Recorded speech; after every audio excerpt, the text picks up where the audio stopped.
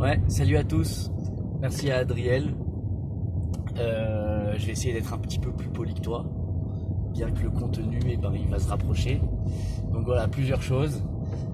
Tout d'abord, gros dilemme sur l'équipe du soir avec Bertrand Lacour et Raymond Domenech qui disent absolument n'importe quoi. Est-ce que OMOL Olympico c'est le sommet du championnat? Ah non, mais si c'est pas le premier contre le deuxième, ou des équipes très bien placées, etc., qui jouent avec des champions, c'est pas le sommet. Les sommets c'est Real, Barça, etc. Bref, du grand n'importe quoi. Il est complètement évident qu'aujourd'hui le Classico n'est absolument pas le sommet du championnat de France.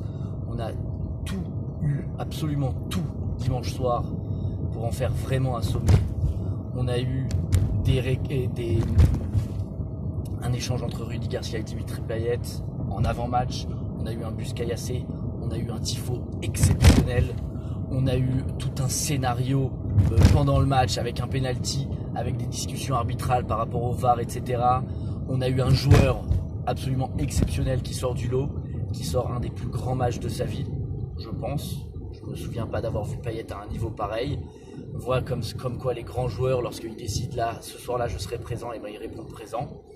Le deuxième but, il est tout simplement exceptionnel, il se le fait tout seul.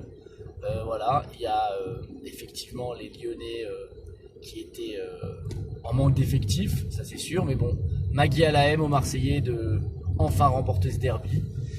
À mon avis, c'est vraiment, on parle beaucoup du championnat de France qui est un championnat de deuxième catégorie, et ben voilà, ça c'est vraiment une exceptionnelle vitrine, une très très belle vitrine pour notre championnat.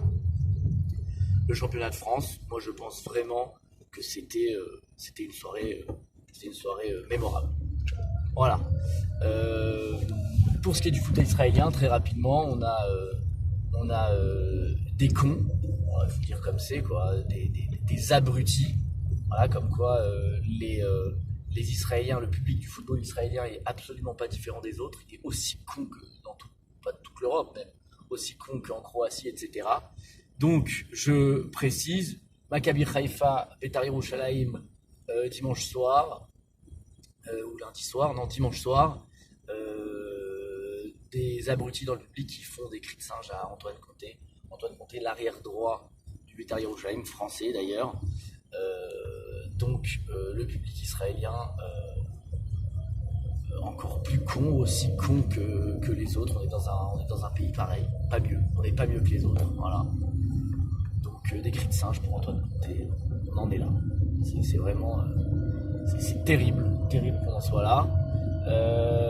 Et d'ailleurs Antoine Conté aussi, si je peux dire, c'est vraiment dommage. Il a dit j'ai hésité à sortir, mais d'où t'hésites à sortir, Antoine? Mais n'hésite pas à sortir. Ce petit numéro là avec cette petite interview avec Gaëtan Varenne, non, n'hésite pas à sortir. Il faut absolument sortir. D'ailleurs, l'autre, Mario Balotelli, il y a quelques semaines aussi en Italie, il faut sortir, ça fait plus de polémique. Comme ça, les choses s'arrêtent complètement. Et il faut prendre des mesures drastiques de la part de l'UEFA et de la Hitartout. Comme quoi, ces choses n'arrivent absolument jamais. Voilà. Donc ça c'est dit. Et pour la dernière chose, c'est l'équipe d'Israël qui va affronter la Pologne, qui aurait dû affronter la Pologne à Tézi le 16 novembre.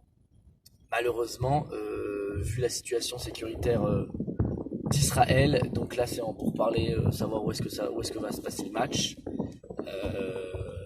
à Chypre ou en Grèce. Mais voilà, c'est vrai qu'ils n'ont plus tellement de chance, Israël, de se qualifier pour l'Euro.